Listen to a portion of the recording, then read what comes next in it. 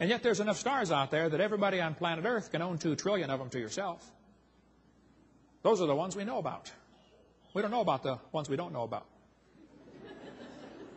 Then we'd have to have what we call organic evolution, the origin of life. Nobody has a clue how life can get started from non-living material. We'll cover more on that in the next session, about the origin of life. Next, they have what's called macroevolution, changing from one kind of animal into another. Nobody's ever seen a dog produce a non-dog. And lastly, we have variations within the kind that some people call microevolution. Okay, this one happens, whatever you call it, it happens. The first 5 are purely religious. But the definition of the word evolution is really confused for the students on purpose, I believe. I think it takes a giant leap of faith and logic just to go from micro to macro. Sure, it takes a big leap to go to the other 4 stages. Macroevolution is a fantasy based on imagination. They believe it must have happened, but there is no evidence for it at all.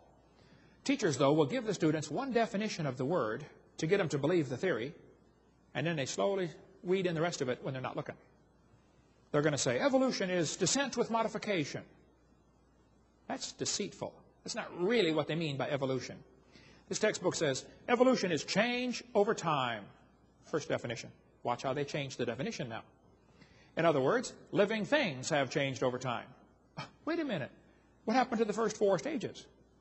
You're going to skip all the way down to living things and just assume the first 4 happened? Then they say, evolution is a change in species over time. Now they jumped right down to what I believe in. I believe species can change over time. I think the changes are limited. Still the same kind, but somebody might call it a different species. It's still the same kind of animal. That's not really what they mean by evolution, folks. What they really mean is the whole theory comes as a package deal. Variations certainly happen, but they have limits. Haven't the farmers been trying to get bigger pigs for a long time? Do you think they'll ever get a pig as big as Texas? No, I bet there's a limit in there someplace, isn't there? I'm not sure if they reached it or not, but they're probably getting close to the limit of pig size. Roaches eventually become resistant to pesticides. That's a fact. Do you think they'll ever become resistant to a sledgehammer? No. I bet there's a limit. They always still produce the same kind of plant or animal, too. No new information is added.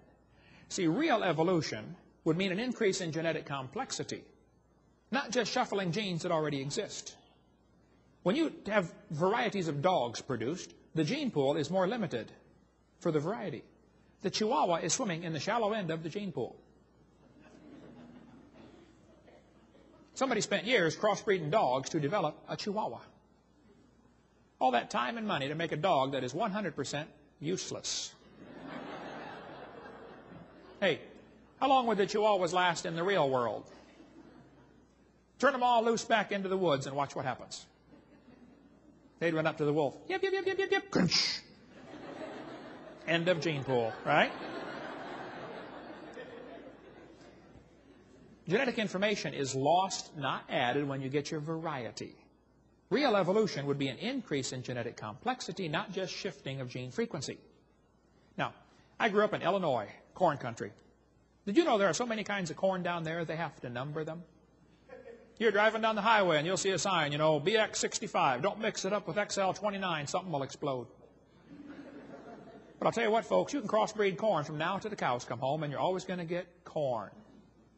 You're never going to get a hamster or a tomato or a whale to grow on your corn stalk, okay? That ain't going to happen. There's a varieties of dogs in the world, a whole bunch of them. And I bet they had a common ancestor, a dog. This Irish textbook calls it divergent evolution. Saying the terrier and the poodle had a common ancestor? Oh, come on, don't give it a fancy name. It's still a dog. Don't call it divergent evolution. It's a variety of dog. This Mexican textbook says the horse and the zebra had a common ancestor.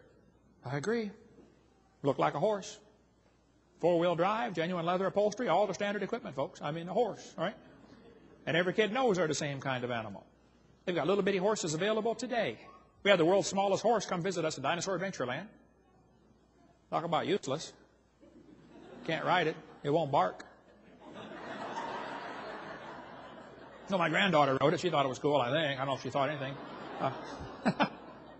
You know, horses, zebras, and asses can all be crossbred.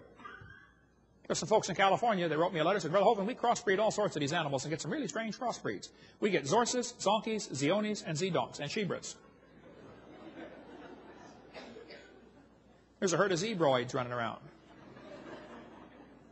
See, the Bible says if they can bring forth, they're the same kind. A horse and a zebra can bring forth. A horse and a hamster cannot. They're a different kind, okay? And most cases, the kinds are real recognizable to anybody with average intelligence. There might be a few questionable ones in there. Okay, I think that's worthy of research. But the fact that we don't have the answer to every single one doesn't prove that everything is related, like the evolutionist says. You know, in the last 100 years, the Kentucky Derby has gone from an average winning speed of 127 down to 123. And even back in the early days, they had some low times turned in. Question. How much money would you guess has been spent on the Kentucky Derby trying to get faster racehorses?